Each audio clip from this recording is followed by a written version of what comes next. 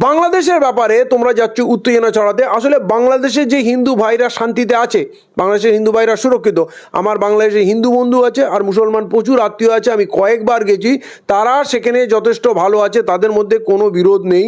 এরা কিছু হিন্দুত্ববাদী সংগঠন এজেন্ট পাঠিয়ে ওখানে উত্তেজনা ছড়েছে রাজনৈতিক ফায়দা নেওয়ার জন্য। হাসিনার প্রতি বাংলাদেশের মানুষের এত ক্ষোভ, যাকে পালিয়ে আসতে হলো প্রাণ নিয়ে, পৃথিবীর কেউ দায়িত্ব নিল না, আপনি দায়িত্ব নিয়ে নিলেন।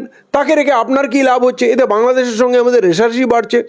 আপনি তাদেরকে বিপদের মধ্যে ফেলে দিচ্ছেন।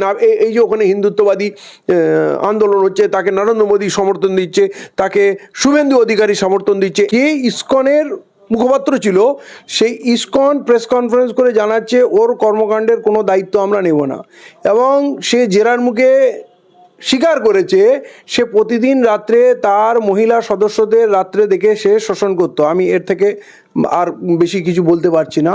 শিশুদের সঙ্গে খারাপ ব্যবহার করত, এবং তার বাড়িতে কোটি কোটি টাকা পাওয়া গেছে, অবৈধ টাকা, এবং 1 কিলো সোনা পাওয়া গেছে। এটা আজকের রিপোর্ট। তো ও তো একটা পাগল, শুভেন্দু একটা পাগল, ও একটা কিছু পেলে হিন্দু হলেই হলো।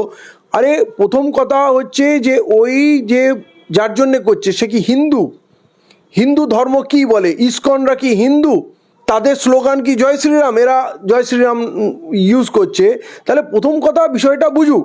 যেভাবে শুভেন্দু আন্দোলনে নেমে গেছে, সেইভাবে আমাদের প্রধানমন্ত্রীও বিবৃতি দিয়ে দিল বাংলাদেশে হিন্দুদের উপর অন্যায় হচ্ছে, ওকে গ্রেপ্তার করেছে, প্রতিক্রিয়া দিল। মানে অশিক্ষিত লোক হলে এইটা সমস্যা হয়। এরা সব জায়গায় হিন্দু মুসলমান করছে।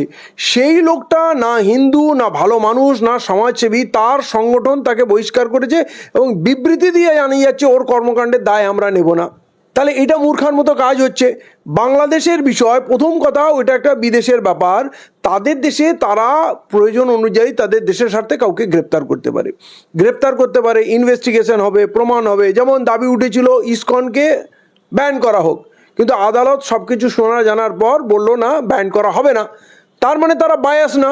এবারে এই ভদ্রলোক বা এই ছোট লোকটি যে নারী শোষণের অভিযোগে অভিযুক্ত এবং তার বিরুদ্ধে তার সংগঠন কথা বলছে, তার দায়িত্ব নিচ্ছে না, তাহলে পুরো ঘটনা না জেনে খালি হিন্দু হিন্দু করে উত্তেজনা ছড়ানো।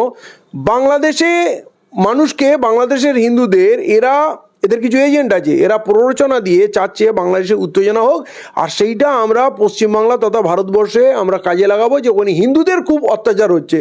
তার মানে কি এখানে মুসলমানদের অত্যাচার করতে হবে, বা এখানে হিন্দুদের ঐক্যবদ্ধ হতে হবে? আরে এই দেশের হিন্দুদের তোমরা ন্যায় বিচার দাও না। আমার মণিপুরের বোনেদের, আমার মণিপুরের শিশুদের জীবন সুরক্ষিত না, তাদের হত্যা করা হচ্ছে, তাদের মন্দির গির্জা ভাঙচুর হচ্ছে। এই এতদিনে যে দাঙ্গা হচ্ছে মণিপুরে, একদিকে হিন্দু আদিবাসী আর একদিকে খ্রিস্টান আদিবাসী, এই তো এদের সত্তা তো এরা ভারতীয়।